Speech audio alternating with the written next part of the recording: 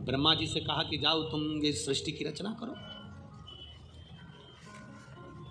अब सृष्टि की रचना करना है तो ब्रह्मा जी ने विचार करा कि मैं पूछूं तो पूछूं किससे कि सृष्टि की रचना कौन करना चाहता है, कैसे करना चाहता है, मैं किससे पूछूं सृष्टि की रचना।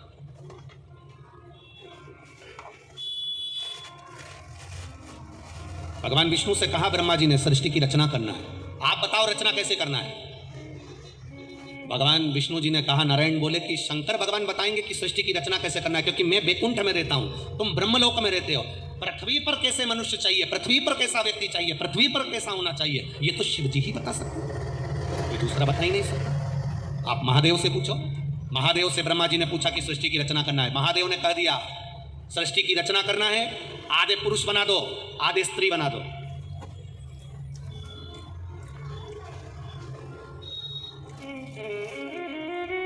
आधे पुरुष बनाओ आधे स्त्री बनाओ। अब ब्रह्मा जी को समझना था कि पुरुष बनाना था, स्त्री बनाना था, पर भगवान महादेव की बात को उन्होंने लिया। अब जिसकी जितनी बुद्धि होती है, पात्र तुम्हारे हाथ में एक गिलास है तो गिलास भरकर दूध लोगे, तुम्हारे पास में भगोनी है भगोनी भरकर दूध लोगे, तुम्हारे पास में बड़ा तसला है तसला भर के दूध लोगे, तुम्हारे पास बड़ा भगोना है भगोना भरकर दूध लोगे। ये तुम्हारी पात्रता पर निश्चित करता है कि तुम पात्रवान कितने हो, तुम क्या ले रहे हो। ये समझ वाली बात है कि आप क्या समझ सकते हैं। जैसे एक नई नवेली बहू से सास ने पूछ लिया, बेटा तुझे कुछ बनाना आता है? हाँ मम्मी मैं सब बना लेती हूँ। सब बना लेती है? हाँ। पक्का? हाँ। सब बना लेती है ना? हाँ। आइसक्रीम बना ले। अब जो बहू ने आइसक्रीम बनाने का सोचा, अटैची में से रेसिपी बुक निकाल के लाई, जिसमें लिखा था 2 किलो दूध को धीमी आंच में गर्म करो, धीरे धीरे हिलाओ, फिर उसमें बेकिंग पाउडर डालो, धीरे धीरे घोलते रहो, फिर उसमें केसर डालो, हिलाते रहो डालते रहो, शक्कर बोलो डाल दो, फिर हिलाते रहो, फिर उतार कर 1 घंटा फ्रिज में रख दो। बहू ने समझ लिया। 4 घंटे के बाद सास फ्रिज खोली पानी पीने के लिए और सास ने आवाज लगाई बहू को, बेटा ए बेटा इधर आ। हाँ माँ। ये घंटा फ्रिज में किसने रखा? मैंने रखा। क्यों? किताब में लिखा था 1 घंटा फ्रिज में रखो। सास भी सिर ठोकली। सास ने कहा उसमें लिखा था जो तूने घोल तैयार करा है उसको 1 घंटा फ्रिज में रख, तू मंदिर का घंटा रखी आई,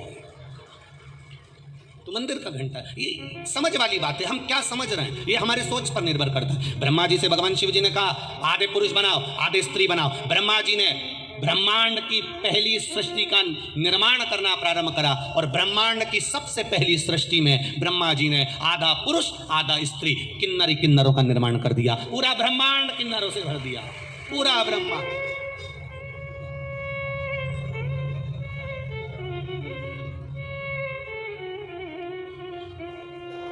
अपन सबको इन किन्नरों को धन्यवाद देना चाहिए, इनकी भूमि पर अपन रह रहा है।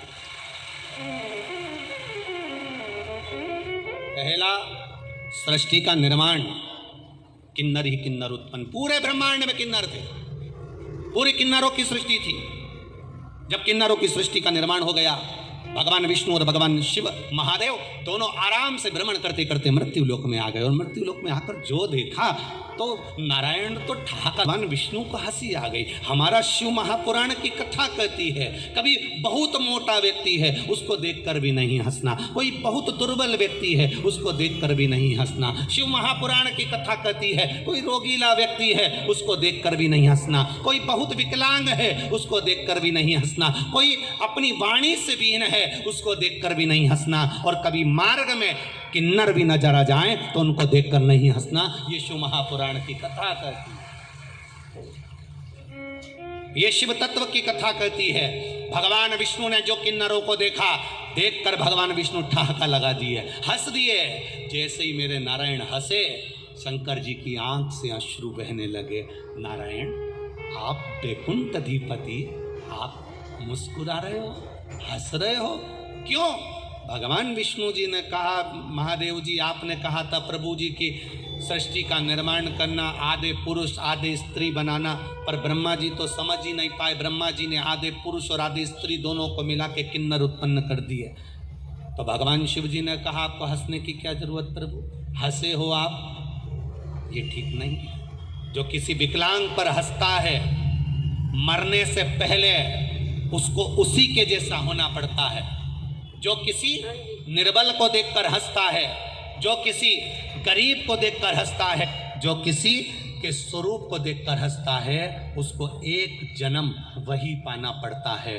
भगवान विष्णु से भगवान शिव जी ने कह दिया अब तुम इन किन्नरों पर हंसे हो, इसलिए पृथ्वी पर तुमको भी एक बार नारायण किन्नर बनना पड़ेगा।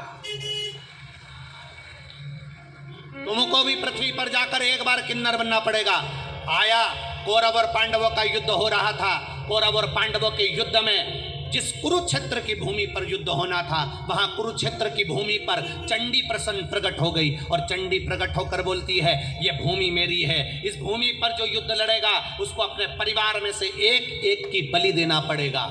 कौरव खुश हो गए, हम 100 भाई में से एक भाई अगर मर भी जाएगा, बलि में चढ़ भी जाएगा, 99 भाई बचेंगे, पर पांडवों में से एक चले जाएगा तो 4 ही बचेंगे।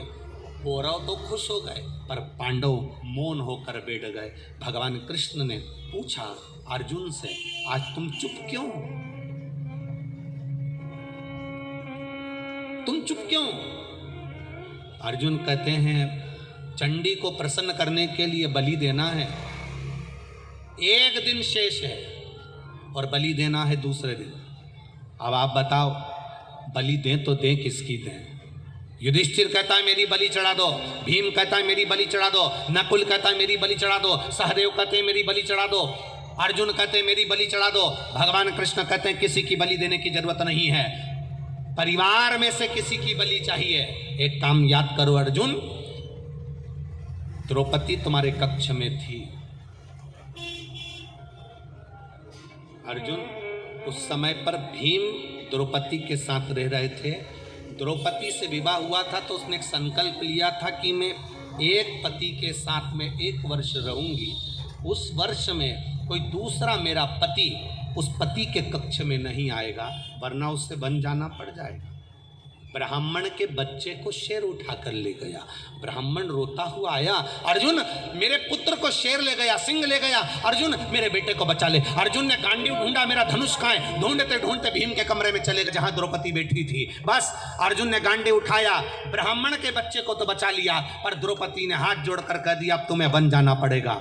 और जो द्रौपदी वन को भेज देती है अर्जुन को, अर्जुन जाते जाते नागों की कन्या उलूपी के साथ में विवाह कर लेते हैं। उनसे एक बेटा जन्म ले लेता है जिसका नाम आरावन होता है। उस बेटे ने जन्म लिया। भगवान कहते हैं अर्जुन तुम्हारा पुत्र उस वन में है, उसको लेकर आओ, बलि उसकी चढ़ाएंगे। जाओ उसको लेकर आओ। अर्जुन गए, आरावन को लेकर आते हैं। उलूपी ने पूछा क्यों लेकर जा रहे हो? युद्ध के मैदान में युद्ध हो रहा है कौरव और पांडवों का, इसलिए बेटे की जरूरत है तो बेटे को लेकर जा रहा हूं। आरावन पूछ रहा है पिताजी मेरे लिए तुम जो बोलोगे मैं वो करूंगा। बहुत वीर था आरावन। आरावन ने कहा एक एक को पटक पटक कर मारूंगा, एक एक का शीश काट दूंगा, मैं कौरवों को छोड़ूंगा नहीं पिताजी। बस आप चिंता मत करो, आप बैठना, ये आरावन सबको मार गिराएगा।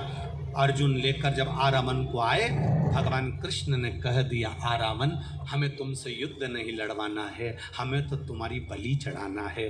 भगवान ने जैसे कहा, आरावन कहते हैं प्रभु मैं मरने को तैयार हूँ, अपने पिता के लिए, अपने माता के लिए, अपने परिवार के लिए मैं मरने को तैयार हूँ, पर शर्त केवल इतनी सी है, मैंने सुना है अगर कोई कुंवारी अवस्था में मर जाता है ना, उसको तर्पण नहीं मिलता, उसकी तिलांजलि नहीं होती। कोई कुंवारी अवस्था में मर जाता है तो उसका पिंडदान नहीं होता। कोई कुंवारी अवस्था में मर जाता है तो गया का श्राद्ध नहीं होता। कोई कुंवारी अवस्था में मर जाता है तो ब्रह्म कपाली नहीं होती। कोई कुंवारी अवस्था में मर जाता है तो ब्राह्मण को कितना भी भोजन करा लो उसको भोजन प्राप्त नहीं होता। कोई कुंवारी अवस्था में मर जाता है, उसको कितनी भी तिलांजलि कर दो, कितना भी जल दे दो, उसको जल नहीं मिलता। कोई कुंवारी अवस्था में मर गया उसकी गति नहीं होती, ना वो बैकुंठ जाता है ना वो नरक जाता है, अधोगति में पड़ा रहता है, उसकी मुक्ति नहीं होती। इसलिए रावण कहते हैं मैं कुंवारी अवस्था में मर जाऊंगा तो मेरी मुक्ति नहीं होगी। उमा खंड में लिखा है वेदव्यास जी ने, केवल भागवत कथा सुनोगे तो पितरों का उद्धार हो जाएगा, पूर्वजों का उद्धार हो जाएगा, सारी पुराणे सुनोगे सबका उद्धार हो जाएगा। केवल वेदव्यास जी लिखते हैं शिव महापुराण एक अकेली ऐसी है जो सुनता है, सुनकर जिस रास्ते से निकल कर जाता है, सुनने वाले का मुख अगर कोई देख लेता है उसको तर्पण नहीं मिलता, उसकी तिलांजलि नहीं होती। कोई कुंवारी अवस्था में मर जाता है तो उसका पिंडदान नहीं होता, कोई कुंवारी अवस्था में मर जाता है तो गया का श्राद्ध नहीं होता, कोई कुंवारी अवस्था में मर जाता है तो ब्रह्म कपाली नहीं होती, कोई कुंवारी अवस्था में मर जाता है तो ब्राह्मण को कितना भी भोजन करा लो उसको भोजन प्राप्त नहीं होता, कोई कुंवारी अवस्था में मर जाता है उसको कितनी भी तिलांजलि कर दो, कितना भी जल दे दो, उसको जल नहीं मिलता। कोई कुंवारी अवस्था में मर गया उसकी गति नहीं होती, ना वो बैकुंठ जाता है ना वो नरक जाता है, अधोगति में पड़ा रहता है, उसकी मुक्ति नहीं होती। इसलिए रावण कहते हैं मैं कुंवारी अवस्था में मर जाऊंगा तो मेरी मुक्ति नहीं होगी। वेदव्यास जी ने, केवल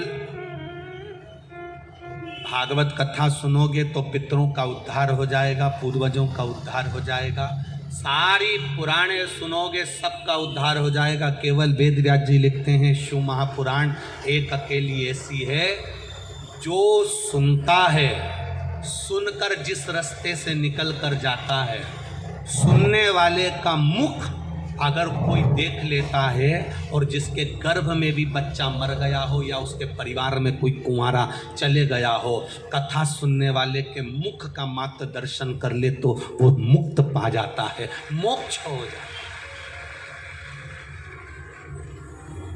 आप में से ना जाने कितनी माताएं ऐसी बैठी हैं जिनके गर्भ में 2 महीना 4 महीना 6 महीना का बच्चा चले जाता है। आप में से कई माताएं, आपके मायके में भी कोई ना कोई ऐसा होगा जिसके गर्भ में बच्चा था 2-3 महीने का चले गया, 4 महीने का चले गया, 6 महीने का चले गया। आप में से कुछ ऐसे बैठे होंगे जिनके घर में कोई ना कोई कुंवारा चले गया, कोई का एक्सीडेंट हो गया, कोई पानी में डूब गया, कोई अधोगति में मर गया, कोई बीमारी में मर गया, जन्म लेने के बाद 5 साल 4 साल 6 साल 8 साल 20 साल 21 साल कुंवारी अवस्था। महापुराण की कथा सुनने के बाद अपने गाँव में जाता है, उसके शरीर की जो हवा चल कर निकलती है, उसके शरीर से जो हवा टच होकर जाती है, उस गांव के कुंवारी अवस्था में मरे हुए को भी मुक्ति प्रदान कर देती है। ये वो शिव महापुराण की रावण कह रहे हैं अगर मैं कुंवारा मर गया तो मेरी गति नहीं होगी, अगर मैं कुंवारा मर गया तो मेरा मोक्ष नहीं होगा, मेरी शादी कर दो और कल मेरी बलि चढ़ा। अब भगवान कृष्ण ने अर्जुन से कहा कोई लड़की ढूंढो, रावण से शादी करना है, आज की रात है केवल, कल बलि चढ़ना, कुछ भी करो लड़की ढूंढो। पांडवों ने पूरा दम लगा दिया पर कोई लड़की नहीं मिली। कौन पिता होगा जो एक रात्रि के लिए अपनी बेटी को ब्याहेगा और मालूम है कि कल ये बेटी विधवा हो जाएगी, बेधव्य हो जाएगी। कौन पिता अपनी बेटी को ब्याहेगा? कोई पिता अपनी बेटी को देने को तैयार नहीं था। समय बीतता गया, मध्य रात्रि आती गई। जैसे ही मध्य रात्रि आई भगवान कृष्ण को लगा अब लड़की नहीं मिल रही, करूं क्या? भगवान कृष्ण को याद आ गया, शंकर भगवान ने कहा था तुम किन्नर पर हंसे हो इसलिए तुम्हें किन्नर बनना पड़ेगा। भगवान नारायण ने, भगवान कृष्ण ने किन्नर का रूप धारण कर लिया और रावण से रात्रि में विवाह कर लिया, रात्रि में विवाह कर लिया।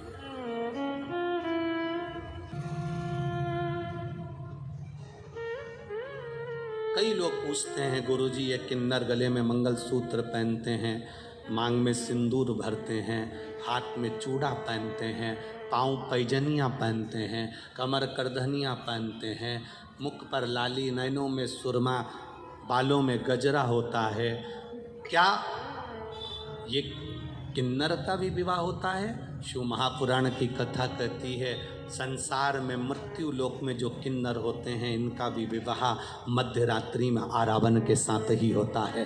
भगवान कृष्ण ने भी किया, इनको आखिरी में